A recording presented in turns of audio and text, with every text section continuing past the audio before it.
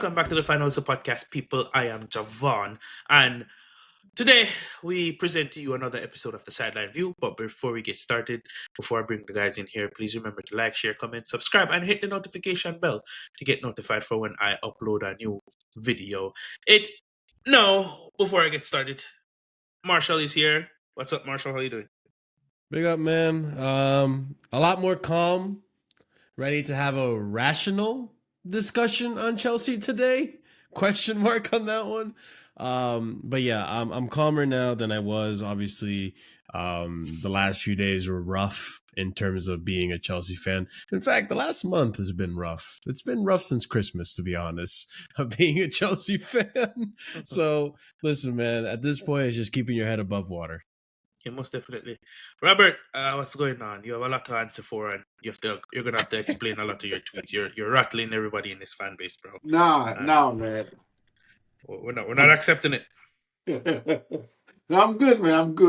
I'm obviously from a footballing standpoint, it's not the best of period. It's not the best of time to be, to have chess as a Chelsea fan currently, but you know, we expected to hit adversity, so it's just how we handle it now. And yeah, but yeah, I'm positive we will. So I'm not throwing the baby out with the bathwater or anything like that. Yeah, and it's been a lot of over the past month, like Marshall mentioned, it's been a rough patch. It's been a rough period, and let's get into the discussion here. And the first starting point for the discussion, I don't think I've spoken to you guys since the City defeat. What are your thoughts? And I'll start with Marshall. What are your thoughts on the City defeat and where that leaves us? I'm on two ends of it really. It's on one end, some of us kind of expected it, in the sense of it's City, right? I know it's not the same City that we've seen in the last 4 seasons or even decade, I'll say, right? But regardless, they were there for the taking. We didn't take our chances. Tactically was very questionable. I think this is one of those games that on all ends, on all fronts, from ownership to the players on the pitch, where we just saw a lot of deficiencies with the club. And yeah, obviously we'll get down to the nitty gritty and talk about every single part of it, but just a lot of frustrating factors. Nicholas Jackson not being that striker, right? Not being the ready-made product. Maybe if we had the ready-made product, he puts away that second, chance that Palmer puts for him. Although, and then that's another one too. Palmer overdoing that shot. And then, the defensive woes that we have. How Maresca set us up tactically with a high line, and all of a sudden we stop pressing as well. Like, we stopped forcing them to make errors after Kusanov was there for the taking. Like, oh man, another team with more experienced players maybe sees that and exploits that. Instead, we have Jackson consoling the guy and saying, like, listen, man, welcome to the Premier League. It's okay. You'll be all right. It's like, no, we have to be more vicious in times like this. I know the world is full of cruel people and not so nice people, but this is competition. You can't look out for your competitors like this. There needs to be a better mentality in this team. And again, we go to the center back deficiencies. Robert Sanchez, another one too, that is just like, oh man, this guy, it's one thing after the other. He keeps making mistakes. Even with this run of form that he had recently where he was doing all right, I still never really trusted the guy. But then you see the deficiencies with the defense. Like, it was all over the pitch. I mean, the only thing I can't really complain much about is probably the midfield. I don't think the midfield was terrible. I mean, I don't think they're responsible for the performance, really. I think they just did the best they could. But even Maresca, the way he set up tactically, the substitutes that came on, like, I don't want to keep rambling on because there's just so much to talk about, and it's not just me on the show. It's just It was big problems for Chelsea overall. Yeah, I agree. And Robert, I know you have a more positive mindset and more positive towards the whole our whole standing as a club.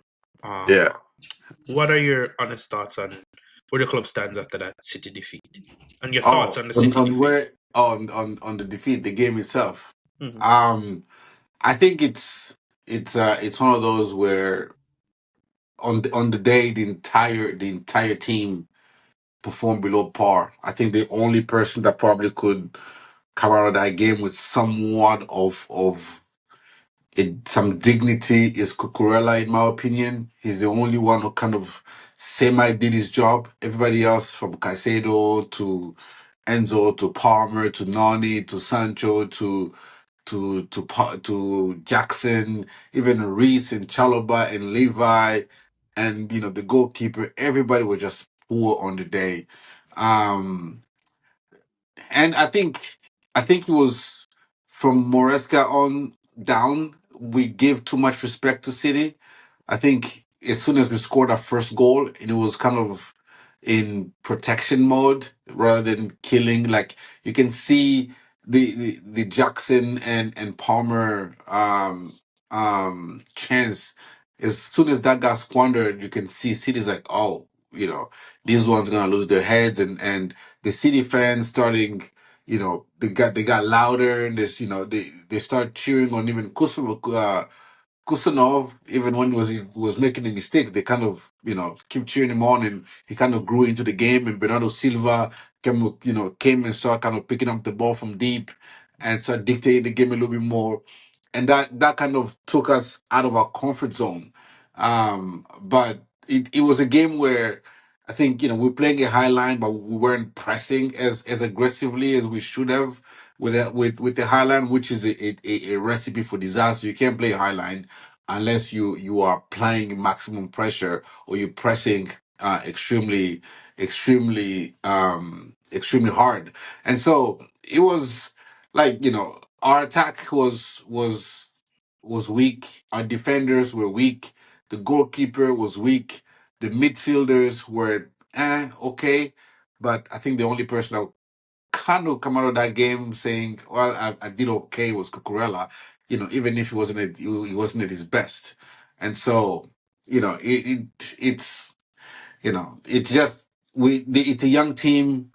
I think this is kind of the first under Moresca, the first kind of period of adversity that they faced, and so it's just about coming out of this period and see how they cope. Because so far, I mean, we've said a couple games we're doing, we gotta you know ride the adversity. Then it's 5 games, now it's 7 games, and so at some point we gotta snap out of it and get back to playing the football that we're playing before Christmas. You know, obviously, Javon, I don't want to interrupt you if you want to speak on this, but I do want to bring up this. You mentioned it, the youngsters, right? I think yesterday's game, or 2 days ago. See, my days are getting all mixed up, but the Man City game. Mm, I think for me, it made me finally realize that this is still the same young team that Pochettino had last season. And to an extent, some individuals have grown up. I think Enzo has grown up. You see Caicedo, he's grown up. Cucurella has developed as well. mhm, And you know what? I'll even say like Jackson to an extent has matured as well. But there's still a lot of players on his team that lack that maturity. And with that maturity, they lack mentality. And we're back again where we were last season, where we were having these discussions about, yeah, these kids, they lack the mentality to take every game seriously, to take every game like a final, mhm, to say what Maresca said earlier in the season about, you know, be taken seriously and be serious about this situation. Because last season, we remember this team would step up against the big sides. and they would not have the mentality to keep that same intensity for a Middlesbrough or a Newcastle or a Sheffield and so on and so forth. So for me, and this brings up the whole debacle that happened after the game of Cole Palmer talking to Pep Guardiola and smiling all willy-nilly, and Jackson, trying to comfort Kusanov, Nani with the Instagram post that was brought up that everyone's losing their heads about. All these things kind of add up. Even Maresca to an extent, saying what he's saying, obviously not throwing his players under the bus, but saying what he's saying about, the goal was never to be top four. It was to challenge for top four next season. Or that the same comments he said in after that game where it's we're better now than where we were 2 months ago. Like, it's to me, like, there's so much mentality issues with this club that it's like, Maresca, you're also not helping the situation. Like, I've take when it comes to these games, I try to take my time to like hear everyone's perspectives, and then it helps me formulate my own because I like to see different angles, and I like to learn and kind of formulate my opinion that way. And with different knowledge, I always formulate an opinion that way. I don't like to make assumptions. When there's new data in front of me, I make different conclusions based on the data in front of me. When you have the head coach saying things like that, I'm starting to think now, like, maybe the players are also being lackadaisical about this whole situation too. Like, maybe the players are thinking, oh, yeah, top four is not really the goal. So, it's okay if we lose this. It's not. It's not okay. We in my opinion, we should be going for top four. In my opinion, we're behind schedule because we lost a season with Pochettino. And now you're telling me next season is going to be for top four? No, next season we should be challenging. This season we should be challenging. Last season we should have been top four. So it's a mess. Like, mentality, I think, is such a big issue with this. And I think it does come in part to do with the youth and in part to do with how Maresca's been approaching it. Yeah, I definitely agree. And there's been multiple feedback from the All You Can Eat Chelsea episode I did this morning, and when I was speaking about the Instagram post, and I want to address that here, and I'm doubling down on what I said. An Instagram post shouldn't be the first thing you talk to anybody about when you're having a serious football discussion that a player made. It's like what Marshall just said regarding the mentality, then that's what you say. The mentality is bad from both on the pitch, the manager on the sidelines, and then it trickles down to that Instagram post because it's a whole tree, and the root starts with on the pitch. But still goes back to my point. If you fix what's on the pitch, that post doesn't happen. People are faster to attack the post than addressing people giggling around on the pitch, people consoling another player mid-game when he should be attacking them. That's my issue with it. Is it the post to make that at the right time? Of course not. Do I support Nani Madueke? Of course not. Do I think he's the best player in the world? No. But I genuinely feel like right message, wrong messenger. I think that's the case with this, because I don't know why Robert is laughing, because I'm not saying anything that's funny. I'm being 100%. I'm tired of people. I'm tired of people just not having the gall to say, you know what? Last season, when they did the giggling and hobbling on the pitch, and them same one was criticized.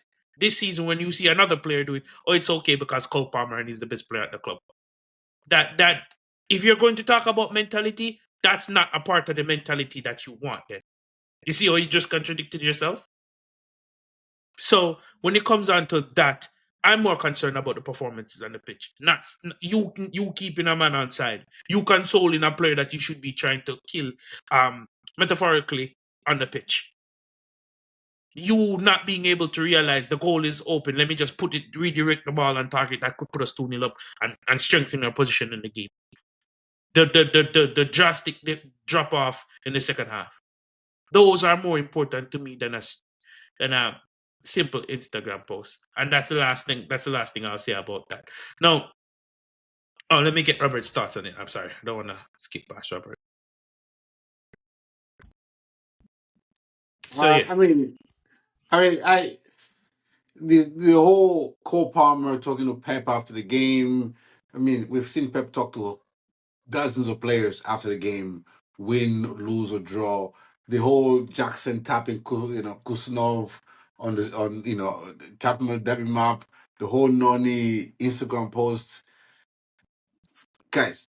To me, it's not that deep. People are just reading too much into these little gestures just to find something to get infuriated about, because people have this old like you need to have the mentality of a John Terry or the mentality of a Claude Makelele or of a Rio Ferdinand or Roy Keane or whatever. Those days are gone. Like it's the attitude of players today is not the same. Let's be honest. Like you see it even. I don't know if you guys watch basketball. In basketball, people see be on TV like, oh no, back in our days, in the Michael Jordan days, players didn't used to like each other. Players didn't used to be friendly. Like, oh, Steph and LeBron James are compared on the pitch. Sorry, on the court, but also friendly after games. It's like those days are gone. This is the day of, players on social media, players and coaches, dapping it up at the end of the game or whatever the case may be.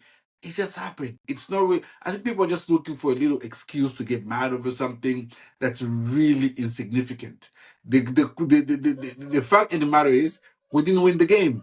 I'll guarantee you there's been plenty of times where players have dapped up at the managers, where players have dapped up at the players, but we've won the game. So he hasn't been that significant. Nani made an Instagram post when he went and we play against Wolves. We slapped them 6-3, 6-2. Nobody cared. Oh, yeah, he should do that more often. It's not what we said.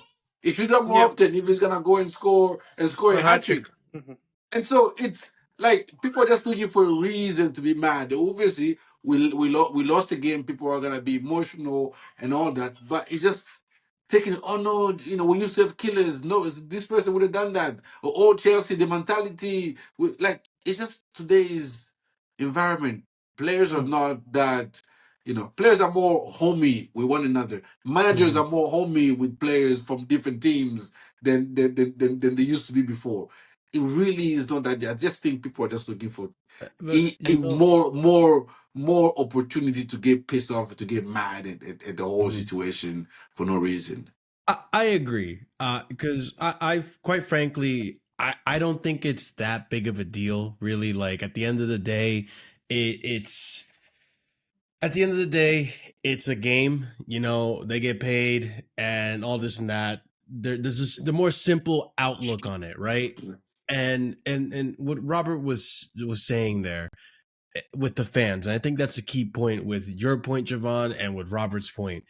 I think right now when results aren't going well, actually, I don't think I know right now when results aren't going well, the fan base has a tendency to just want to get mad and complain for the sake of complaining sake. They want to get mad at whatever they can because let's just be honest, like there's a lot of fans that just don't have good emotional intelligence and they just want to I feel bad, so I'm going to make you feel bad because you should feel bad with me. And they look at players like Cole Palmer laughing. They look at players like Nani posting what he posts. And, obviously there's a time and place for these things. And obviously and this goes back to what I was saying, right? Like if in the locker room, the mentality is that, oh, it's okay if we don't make top four, then the reaction on the pitch is what it is now. But if the mentality is we're supposed to compete for the league, then I don't think those players are happy and laughing about after the match. So I think there's a little bit of things that translate to what we saw on the pitch. But it goes back to, to my original point, which is I think when the fans obviously are upset, they want to find things to be upset about. They want to find things to complain about. Some things more reasonable than others, things that make sense. We're hearing all types of people criticize the ownership and the board and Maresca and stuff. And some of them very, very reasonable, in my opinion. Like it makes sense. And there are things to criticize. But when it comes to that, it's just like I'm miserable and I'm upset about my club. Why aren't you upset about my club? And you're the one playing and wearing my club's kit, you know? So I think it's fans sometimes taking it way too personal and just finding things to complain about. Same thing with the Nani thing, right? I agree. I think it's a little wrong place, wrong time, to be quite frankly. And it does make it look like Nani really cares more about his stats than he does the actual result of the match. But at the end of the day, like, he's not the only one at fault for that result. There's a whole other 10 players on that pitch where you're looking at and saying, where were you? You know what I mean? So yeah, it's neither here nor there. I think I have more things to be concerned about with Chelsea than how the players reacted after the match. Fact. Like I said, probably wrong place, wrong time. Mm-hmm. Last comment on that, but we move. So we're before we get into Robert shenanigans on Twitter, we are staring down the barrel of because I'm gonna bring up the tweets. He's just gonna, you me. Oh man, Staring down brought the barrel, receipts. man, bro, bro, bro. Ah. Bro, you don't get to do all of this and get away with it. There will be answers. Now, before we get into that, I need your guys' honest opinion. We have West Ham next. We have, I think, Brighton twice after that in the FA Cup and the League. We need to win both. And Mm-hmm. at the end of that, I think we have Bournemouth. No, not Bournemouth. Let me quickly check. I think at the end of that run, I think it's Brentford or Aston Villa. It's Brentford. Okay. Either So, or. and then we have Yeah. Aston Villa sometime after. Mm-hmm. I think it's safe to say we need to pick up maximum points as much as possible. And let me start with Mm-hmm. Robert on this. Do you think it is possible? And how important is it just to get another set of winning run going? No, I think it's not only possible, it's almost imperative that we go on a run of 5 or 6 straight wins to kind of get the bus back on the road, because we can't keep doing okay, we'll get 2 wins and 1 draw, and then 1 win and 1 draw here. I think we need to put together a run of at least 5 straight wins to get back on the straight path. And I think with the opposition that we're gonna face, they kind of suit us. I mean, West Ham, I know they just got Graham Potter in there, but they're still just West Ham. Brighton, that's just they play into our hands. As much as you don't, we can see they say they're a good team, but they're a team that plays into Arhem with spacing behind and whatnot. And Aston Villa same. And all their center back. I don't know if they're gonna be back by then or not, but it is. I don't think it's gonna be. Um, you know, are they gonna be hard games? Yes, but they definitely winnable games. Definitely winnable games. So we need to get back onto the track, and I think we need to put a run together of 5 straight wins, in the Prem, and win the FA Cup game against Brighton as well, to get back on track. I don't, it is possible, but it is a must. It's, we It's a must. must get the dubs. Yeah, because then what that does, these problems that we're facing now doesn't necessarily, well, they don't go away because they still need to be addressed permanently, but it makes it more palatable. It makes it easier to digest and to deal with going forward. To say, okay, if let's say we go on a run of games and we finish comfortable top four, still in the summer, the discussion doesn't change because the type of teams that we lost and drew to over this run, we can clearly look back and say, listen, if we had better squad building or better defenders or a secondary striker at that time, we would have gotten more points, and then this club would be in a different position. Marshall, let me get your thoughts on the question posed. Um. So this upcoming run of fixtures, I think it's very much what Robert said. We need to find a bit of form. We need to find a bit of a run. I don't expect it to be as good of a run as this one was supposed to be. But regardless, we need to. I don't know if force our way is the right word, but we need to try to find a way to get this team back on track in terms of the mentality. Like, we need to get this team thinking title race, right? Like, because I think when this team really believed that they could potentially be in a title race, but they weren't saying it out loud, they were playing like it. And now I feel like the expectations, you know, got into them, and now it's more like, oh well, we weren't really supposed to be here to begin with. I think the mentality needs to change. But there's also issues with the squad, right? And that's where things get tricky. You just mentioned it before, Javon. There's no second striker. The goalkeeper thing is a big issue, and I think with all these recent games, more and more, I'm thinking that I don't think Maresca has as much control of what's going on at the club as we may have thought. I think a lot of it's just permission, let's just say, from the SDs to do what he has to do. And listen, it's really frustrating when you look at the transfer window, the options that are out there. I'll be honest with you guys, with the whole Sanchez thing and this whole window, I don't even care if we recall Santos or Ugochukwu. I'm thinking recall Petrovic because because here's the thing, and this is the thing that I was thinking about today with the sporting directors. The same thing happened with Pochettino last season, where Pochettino said, "Oh, they didn't ask me or they didn't mention anything about top four." Now we're hearing Maresca say it. And now I'm looking at that season a little bit more funny. And remember how I said, like, when I'm presented with more information, I start to change how I think. So I'm looking at that season a little bit more funny and thinking, like, okay, maybe part of the reason Poch got kicked out was because maybe the sporting directors wanted him to play Robert Sanchez, maybe for financial reasons, because let's not forget, Robert Sanchez was a bargain for us in terms of like the price we paid. I should not have said bargain. It wasn't a bargain. Maybe it was on clearance, and we decided like, oh, we need a goalkeeper. Why not a clearance sale? Can't even say clearance because sometimes you get clearance, you get good stuff on clearance. Yeah, yeah. No, I'll say it was more like what's a refurbished product with no insurance. So it's now I'm thinking like he's he's playing Robert Sanchez. I don't think Jurgensen's a better option. Otherwise, maybe he would have played him.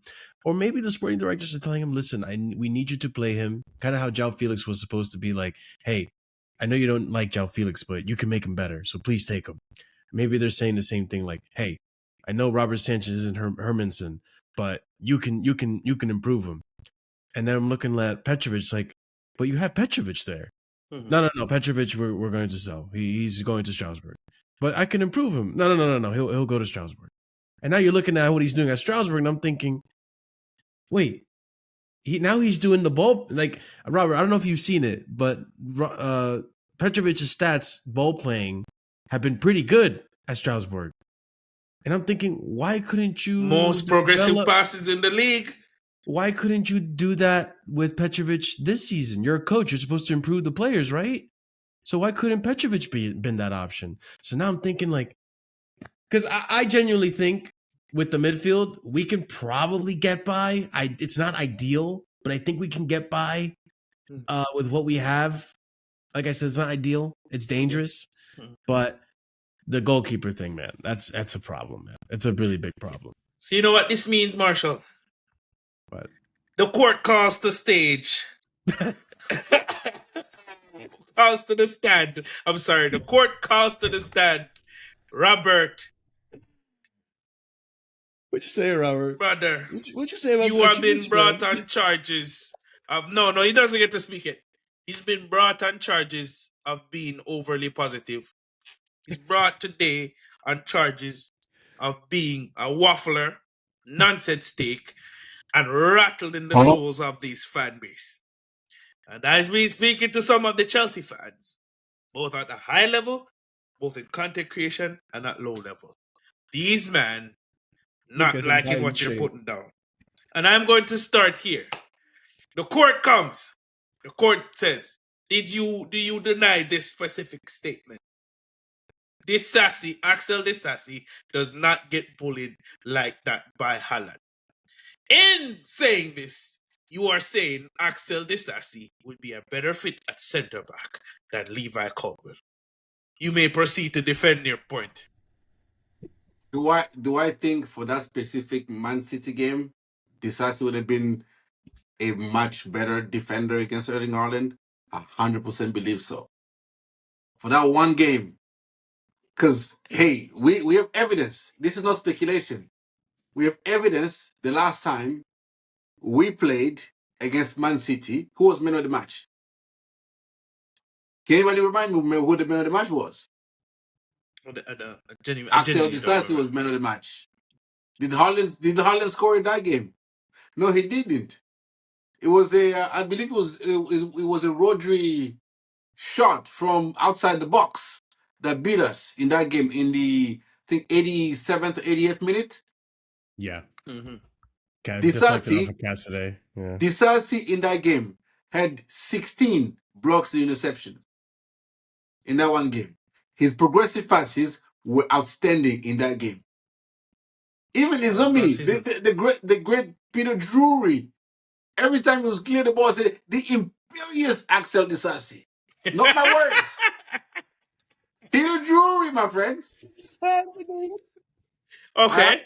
The court understands and accepts your defense. Moving Like on because to as far as dealing with Erling Haaland, every hey, order in the court. Order in the court. We accept your defense on that one. Moving on to the next uh-oh. point. Okay. You and your continuous and lawful backing of Robert Sanchez. Robert Uh-huh. Bobby Sanchez. He Yes. needs to be, the prosecution, which is Marshall, is saying he needs to be dropped. He needs to be dropped and shipped out to Strasbourg.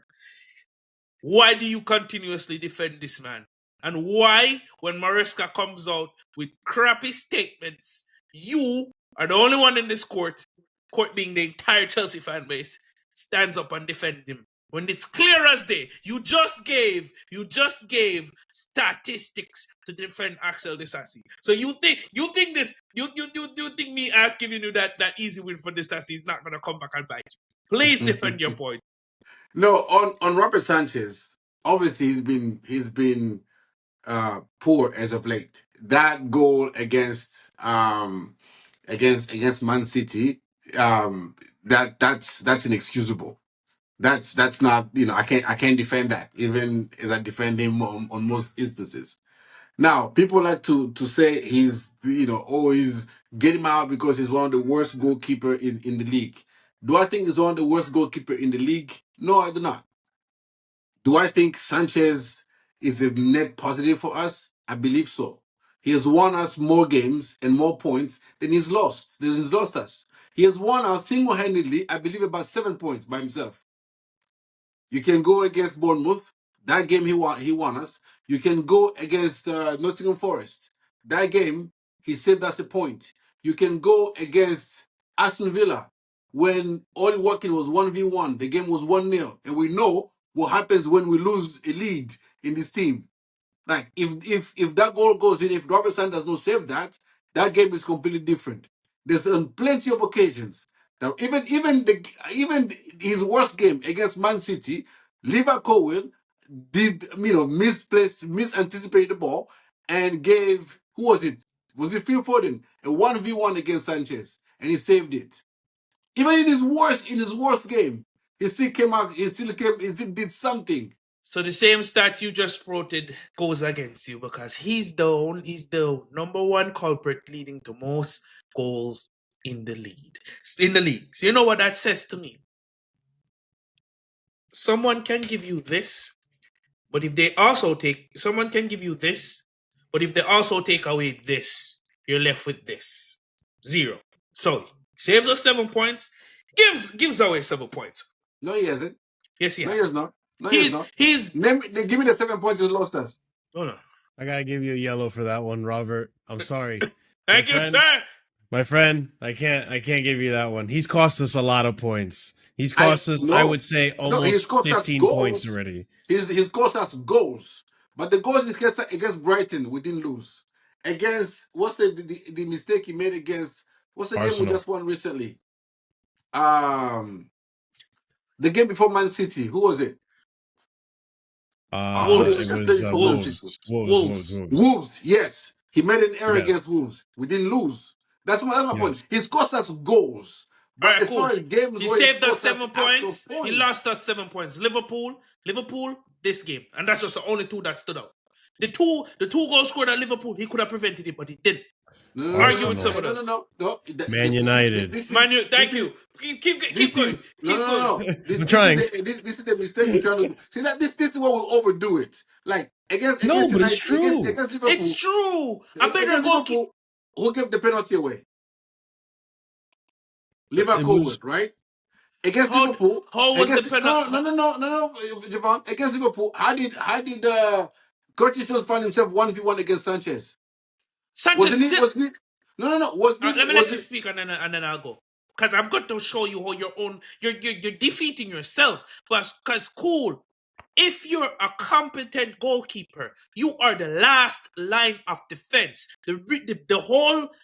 If we are having this conversation about a goalkeeper, that simply means you're not good enough. You shouldn't be here telling me that while Robert Sanchez makes mistakes, he still saves us goals. That's not the point of a goalkeeper. Let me finish, because I'm going to let you finish when you go. Right? We're about to play with the red card, Robert. The fact that I can stand here or sit here and say he could have made better decisions as a goalkeeper, which would have gotten us over the line multiple games, is a testament that he's just not good enough at this level. When Courtois was in goal, when Czech was in goal, we never once counted the amount of, we never once had conversations like this. So when Curtis Jones, cool, your defensive outfield players can make mistakes. Who's the last line of defense? If you make as a defender make a defensive error, there's still time and there's still things that can be done to prevent the goal. If you, as a goalkeeper, make an error, what's behind you? Empty net 90% of the time. So when if Curtis Jones is played into a position, cool, the defenders, Rhys James didn't watch the line, cool. But guess what happened? He had time to take the ball down, take a touch, and slot it home. A normal goalkeeper would have smothered that. So the goalkeeper should have anticipated that Rhys James was not gonna track back. Yes, because you're the last line of defense. No. But here's my point. You said if you have to say this about goalkeeper making mistakes. Which goalkeeper in the league, but Alisson, doesn't make mistakes? Brother, we're not looking outside. The score is here subject to that Robert Sanchez. See, my point on Sanchez has always been this. Is it good enough for us to get top 4? I believe he is. Is it good enough for us to win the league? No. That's always been my stance. Can we achieve top 4 and win the Conference League with Robert Sanchez as our goalkeeper? I believe we absolutely can. Can we win a league with Robert Sanchez? Absolutely not. We need to make a drastic improvement, or we need to improve on him. But we can get top 4 with Robert Sanchez. Because Villa has gotten top 4 with Emi Martinez, who is even error prone, in my opinion. And right now, currently, Robert Sanchez is costing us top 4 because there's something you're not taking into fact. When you know your goalkeeper is error prone in a young squad that's still fragile at the back, even without the goalkeeper, there's no solidity there. So when his mistakes cost you a goal, it's different than when the team's mistakes costing you a goal. Because if all 3 of us here are working on a project, Marshall and I is locked in, and we're doing up the project. You're over here listening to Taylor Swift and having this is gonna be the best day of my life, and we're over here locked in serious. What do you think it's gonna cause? It's gonna cause confusion and distraction, and we're not going to be focused, and we're not gonna have faith that we can trust you to do your work. Now, this is. Do you rate Kepa as a goalkeeper? No, you don't think he's good enough either.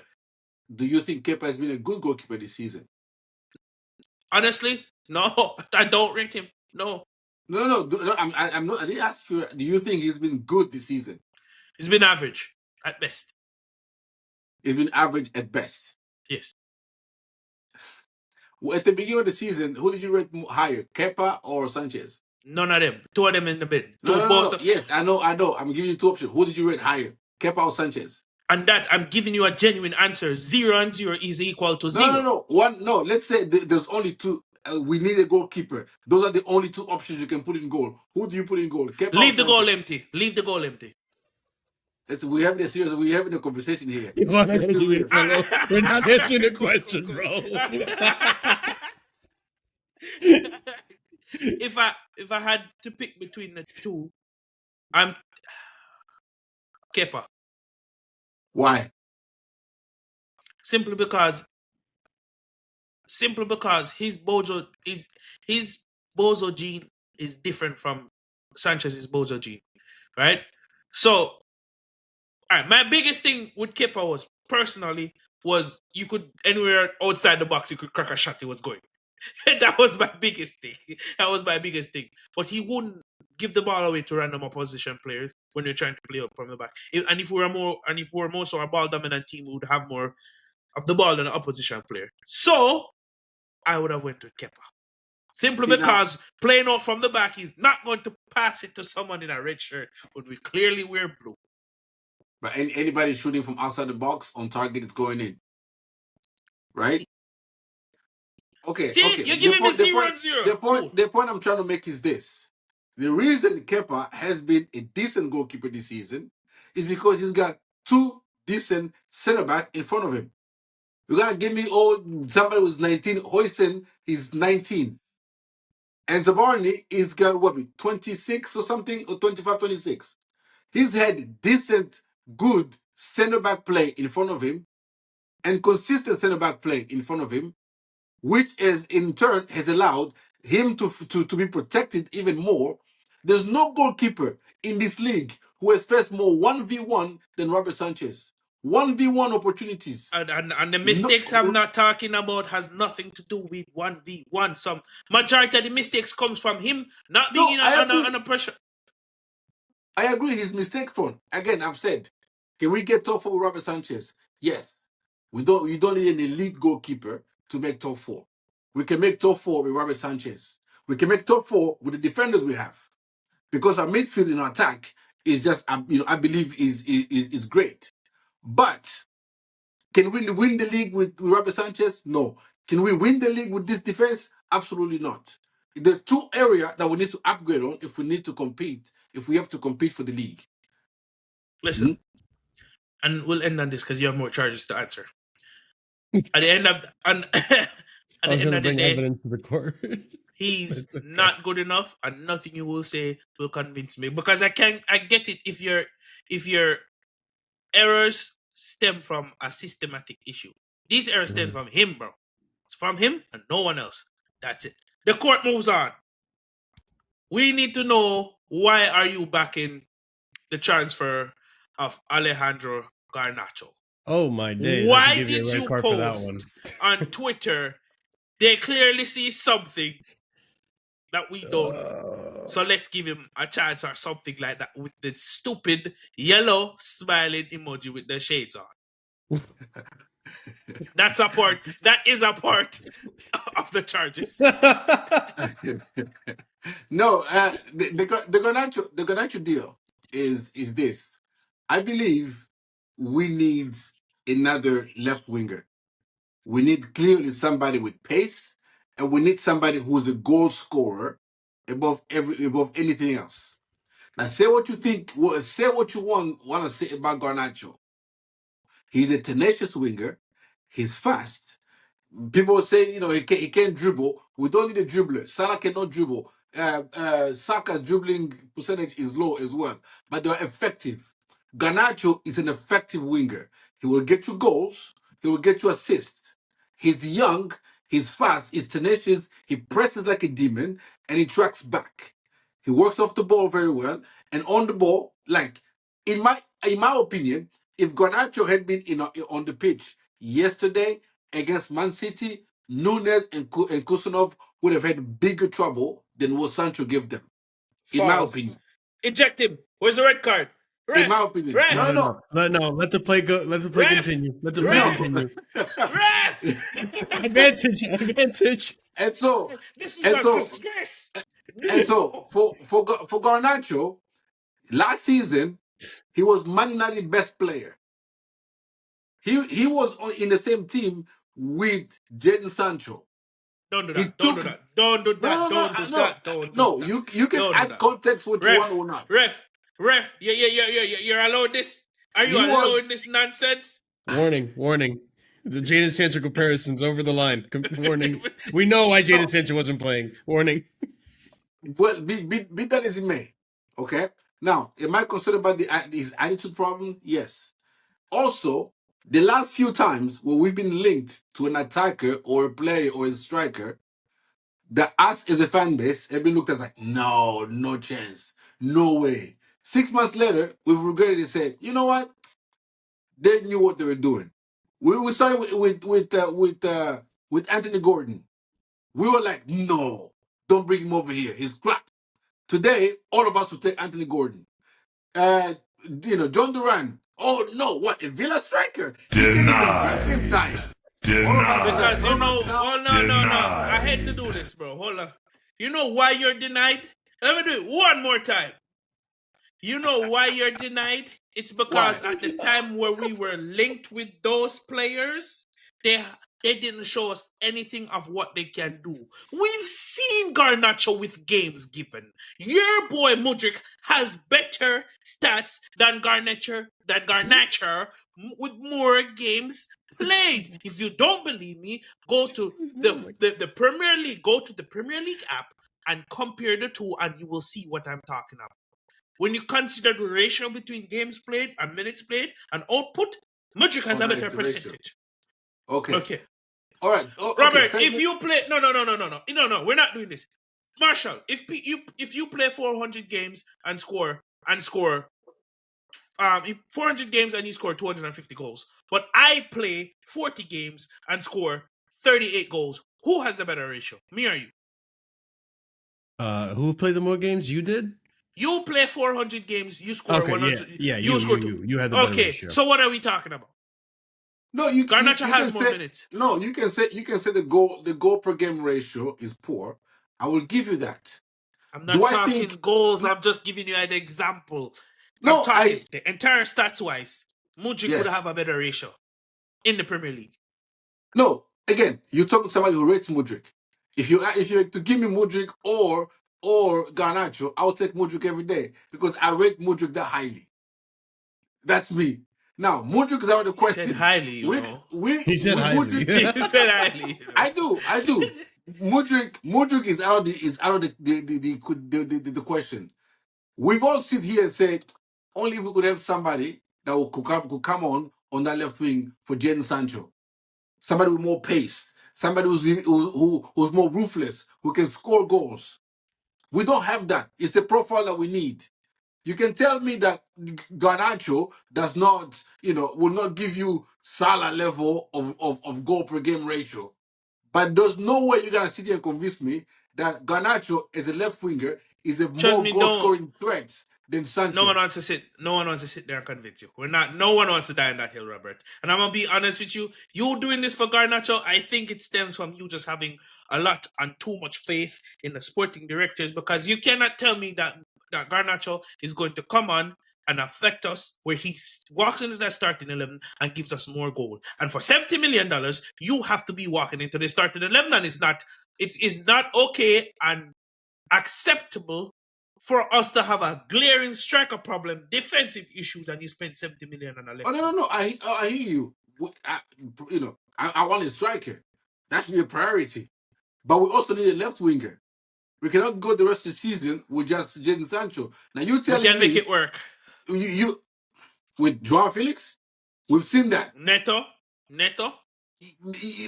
We've seen that too. To be fair, Neto's not played. My point is this: You don't want Garnacho.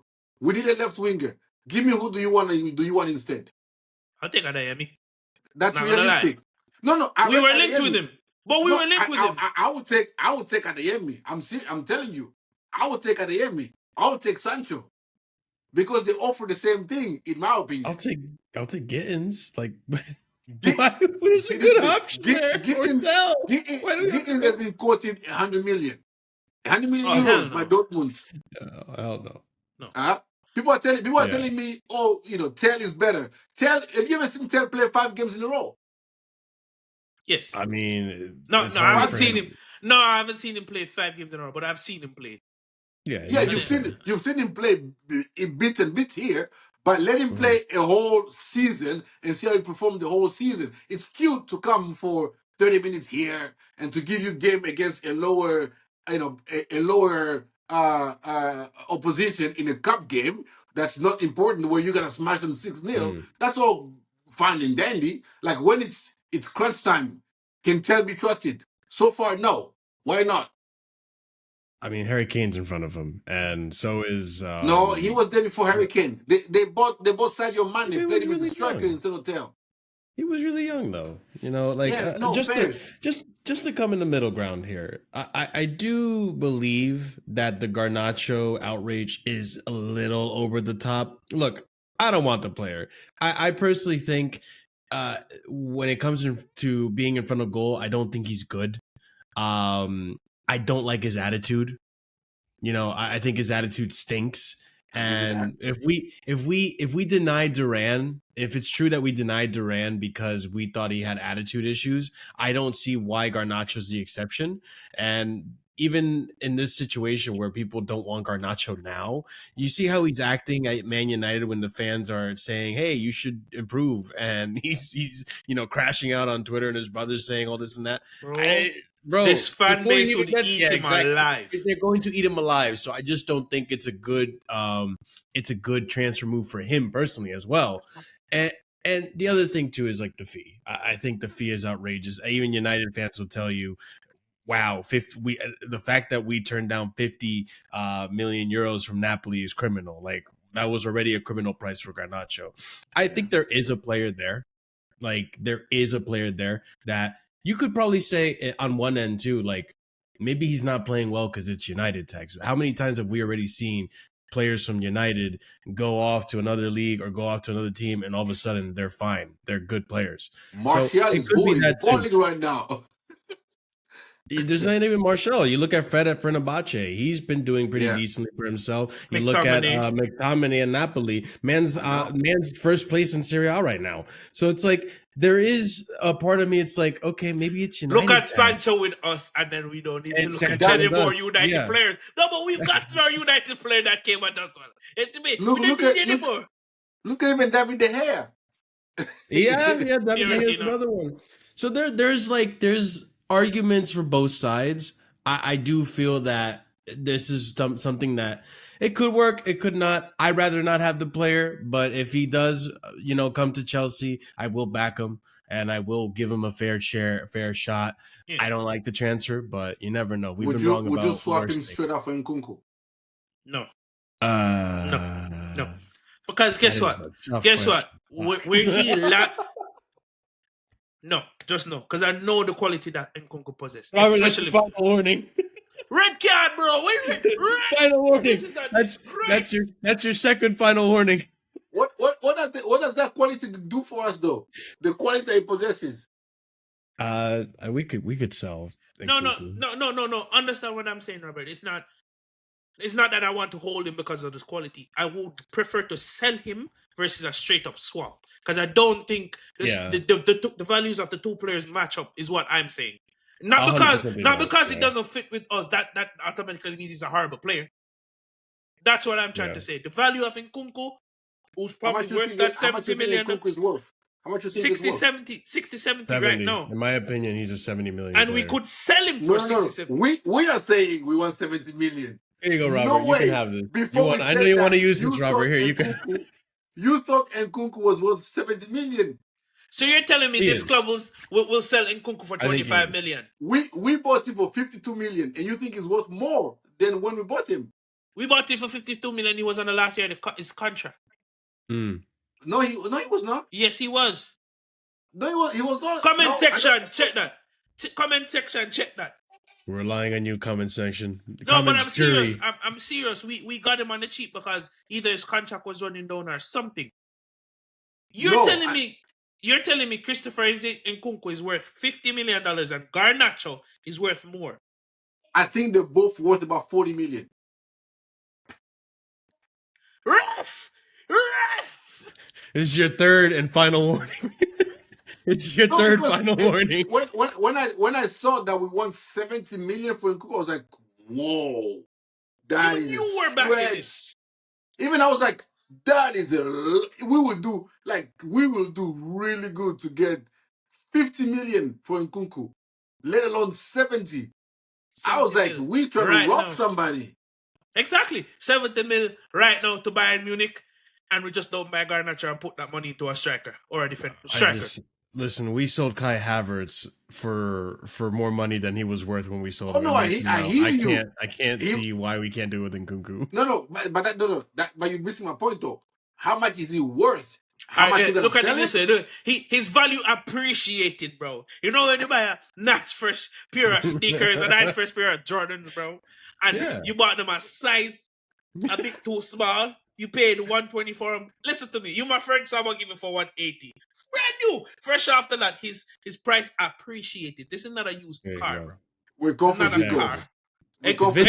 Look at Patrick's already this season. He's and we kept him fit. We kept him fit. His value appreciated.